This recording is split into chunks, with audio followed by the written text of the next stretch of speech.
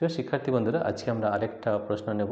এটাও কিন্তু আমাদের প্রান্তিক পাবলিকেশনের ২ নম্বর প্রশ্ন, বিয়ে ২। ঠিক আছে। বাম স্তম্ভের সঙ্গে ডান স্তম্ভ সামঞ্জস্য বিধান করো। তো দেখো, শক্তির একক, আমাদের শক্তির একক যেটা হয়, শক্তির একক আমাদের কিলোওয়াট ঘন্টা বা কিলোওয়াট আওয়ার হয়।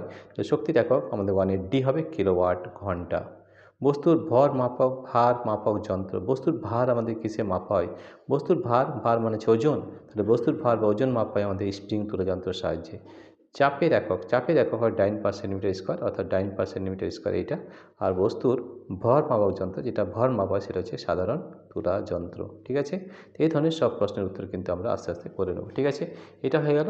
এরপরে দেখো আমাদের শূন্যস্থান পূর্ণ করো। এখানে একটা আমাদের কিছু প্রশ্ন রয়েছে, এগুলো কিন্তু আমরা আজকে করে নিচ্ছি। ঠিক আছে, দেখেন আমাদের কী কী রয়েছে। এরপর দেখো আমাদের এই শূন্যস্থানগুলিতে উপযুক্ত শব্দ বসাও। ড্যাশ সাংখ্যমান গুণিত ওই রাশির একক। এটা হচ্ছে ভৌত রাশির সমান হয় সাংখ্যমান গুণিত ওই রাশির একক, এটা হবে ভৌত রাশি। ঠিক আছে। ক্ষমতা হলো একটি স্কেলার রাশি হবে। ৩ নম্বর, ড্যাশের একক কিলোওয়াট আওয়ার। আমরা জানি শক্তির একক কিলোওয়াট আওয়ার হয়।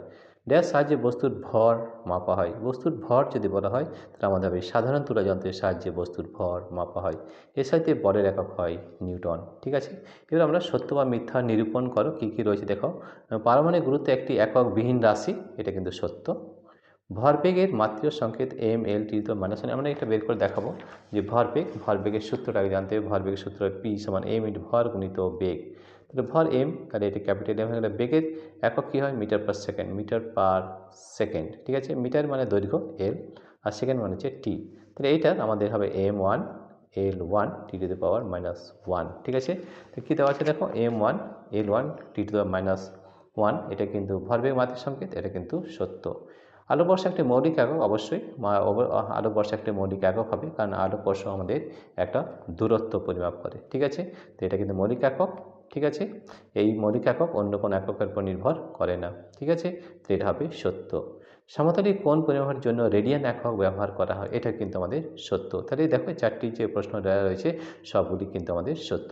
প্রিয় শিক্ষার্থী বন্ধুরা, তোমাদের যদি এই ভিডিওটি ভালো লেগে থাকে তাহলে অবশ্যই সাবস্ক্রাইব, লাইক ও শেয়ার করবে। এছাড়াও এই ধরনের ভিডিও পেতে আমাদের অ্যাপটি অবশ্যই ডাউনলোড করবে। আমাদের অ্যাপের নাম হচ্ছে পাই এডুকেশন, পাই এডুকেশন। এই অ্যাপটির মধ্যে আমাদের সব ধরনের ভিডিও এবং প্র্যাকটিক্যাল কিন্তু করে দেওয়া রয়েছে, প্র্যাকটিক্যাল ক্লাসও রয়েছে। আমাদের অ্যাপটি ডাউনলোড করার দুটো পদ্ধতি। প্রথম হচ্ছে অ্যাপ লিঙ্ক আমাদের এই ভিডিওর ডেসক্রিপশনে দেওয়া রয়েছে। এছাড়াও তোমরা গুগল প্লে স্টোরে যাও এবং এখানে গিয়ে এখানে লিখবে পাই এডুকেশন, তাহলে কিন্তু অ্যাপটি ডাউনলোড করতে পারবে।